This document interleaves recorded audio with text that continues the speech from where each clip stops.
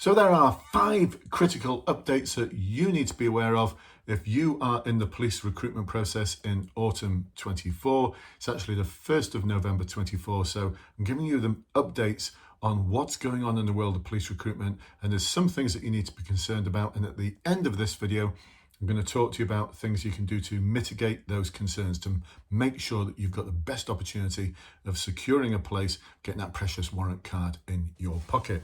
So if you've not seen one of these videos before, I'm Brendan from Bluelight, and I've been helping people just like you to succeed in the recruitment process now for 30 years, ever since I got promoted to Sergeant in Greater Manchester Police. I've been in 2 police forces before that, Cheshire Constabulary and the Bermuda Police. I've been in the police sector now for 39 years. I've been coaching people for the recruitment process, promotion boards, specialist interviews. There's not much I don't know about this process. We are really good at this through our academy program, where we work people one-to-one and small group webinars. And don't just take our word for it. Check the links to join the academy below, and the Trustpilot reviews, which is just like almost 800 5-star reviews. So thank you to everyone who's given us one of those reviews. It means so much to me. So let's dive in. Number 1, critical things that are going on in the recruitment process. Someone has, actually quite a few people have reported to us from this force to say that they've got through their SIFT, they've got through the online assessment centre, the diary was open to book interview slots, and then suddenly the diary's gone. And it's been replaced by a notice to say that there are no more interview slots available. The next ones will become available, we anticipate, in January 25. They always like to put little words on there like probably, maybe, anticipate. So could be March 25, could be January 25. We just don't know. So the question was asked, will this impact on my start date? Well, yeah, it will, because your start date will not be in January or February next year, because you've still got to go through medical, you've got to go through your vetting, you've got to go through your fitness, you've got to go through your drug test. It's all going to take time. And it's only going to, even if you get through that interview, it's a competitive process, because you've got to get the highest mark. If you don't get the highest mark, and there's 50 people who have passed the interview, but there's only 25 slots in the intake, then guess what? You're not going to get a place on that intake. You may get put in a talent pool. If you put in a talent pool, it just means that other people who've got high marks just jump over you. And so, or you may just get told, I'm sorry, your mark wasn't high enough for this intake. I mean, that happens. Not many forces do that, but some do. So that's the first thing we've seen that's happened that's critical. Second thing we've seen is an intake date that's been set back from November to early 25. So these are people who've been told your probable start date will be in November. Once again, words like probable. But they were getting a bit twitchy, thinking, have I made that intake, or were my scores high enough, or when do I need to give notice to my employer? Good job they didn't, because that intake isn't happening, and it's going to happen early next year now. So that's happening as well. Here's a weird thing. Most forces do National SIFT, Online Assessment Centre Final Interview.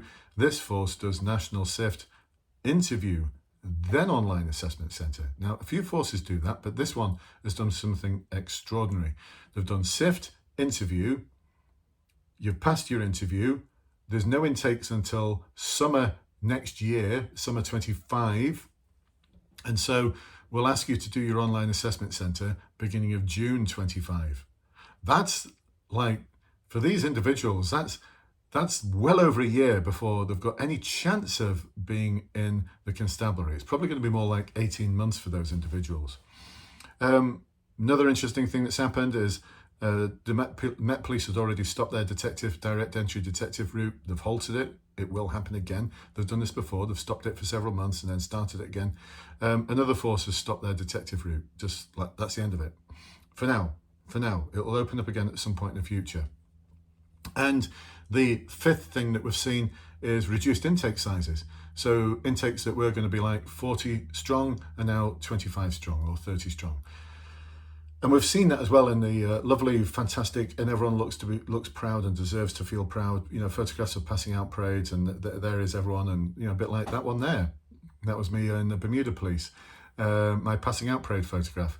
But they're just smaller. They're smaller than they normally would have been. So we've noticed that as well. So what's going on? What's happening here? Why is all of this happening? Well, a lot of forces are giving reasons like resourcing review, like British Transport Police at the moment just aren't recruiting at all because of a resourcing review. And we know from our ethical human intelligence sources, our covert human intelligence sources within forces, all very ethical, it's just people we know. What they're telling us, and they're not telling us anything that's a top secret, is they're telling us that actually there's some budget constraints, there's some budget concerns, and so they're not calling it austerity, they're not calling it budget constraints, they're calling it a resourcing review. I think they've learned from the last austerity when they just cut recruitment completely, and it caused a bit of an SH1T storm. So they're not doing that again. It's now a resourcing review or operational requirements. That's another one we've seen is the interviews are being put back because of operational requirements. And we're like, what operational requirements are happening in that force that are stopping them doing interviews? So we think that's just unspeak for we need to watch the money. Why do they need to watch the money? Well, in September, there was a pay increase. Great, the police deserve it, except the government were only partially funding it. So they were only funding half of it. I can't remember the exact percentage points, but it's about a half, give or take 5%. It's about half. So 5% of 100%, by the way. So yeah, it's about half that the government are funding, and the rest has to be found out of police coffers. Now, they weren't expecting that. So they've got to find that money from somewhere. There's also some concerns about what the funding settlement is going to look like for next year. And although we've just had the budget told us a lot about what health is going to get, what education is going to get, what the military are going to get. It didn't tell us anything about the criminal justice system. It didn't tell us anything about Home Office funding for the police. And so we're wondering what's going on there, because that budget has been settled. It's like finalized. The books have been balanced. So where's the money for the police? So we think what's probably going to happen is standalone funding. So it may be that the funding formula is exactly the same as it was last year, in which case it's a funding cut because of inflation, or it may be that it takes into account inflation. But that's making forces a bit twitchy because they just don't know. It's like 1 month off and they just don't know. And that might explain why forces are saying in 2025 we'll give you an update. In 2025 we'll arrange for some interview slots. In 2025 we'll arrange for the intake. Because by then they'll know whether they can actually afford it or not.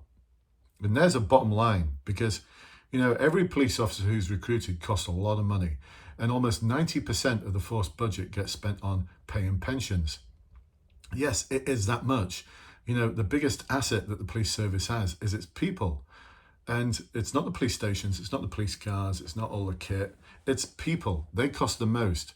And so if you have to cut the budget and trim the fat a little bit, where are you going to do it? You're going to do it with the recruitment process.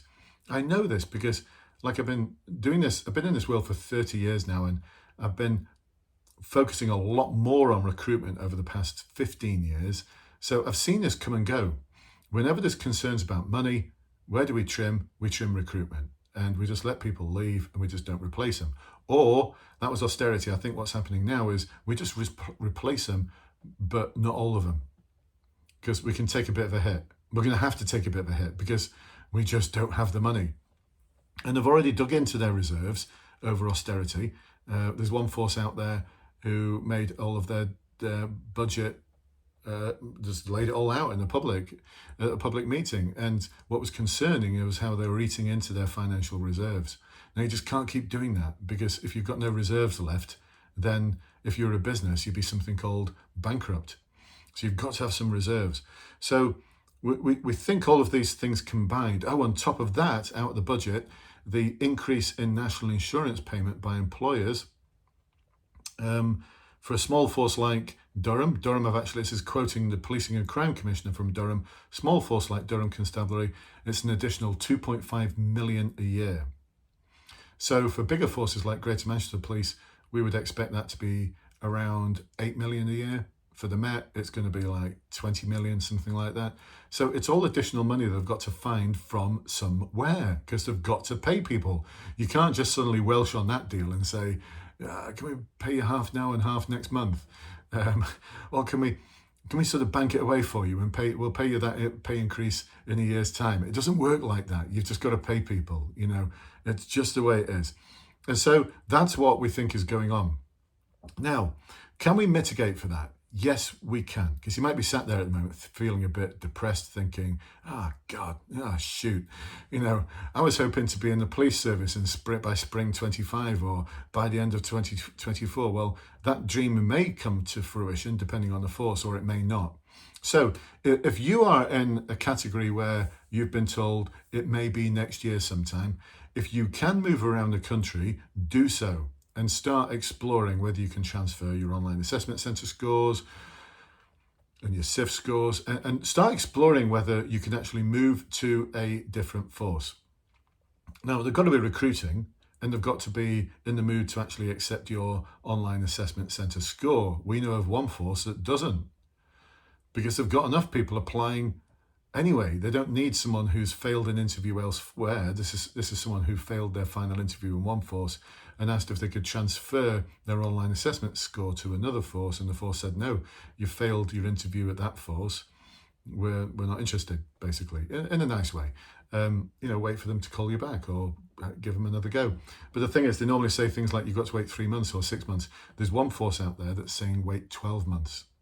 12 months. And there's another force that's just said, don't reapply.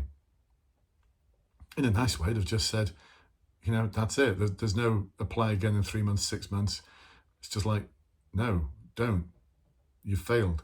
So things are getting interesting. So how do we mitigate against it? Well, one, we look for different forces if we can.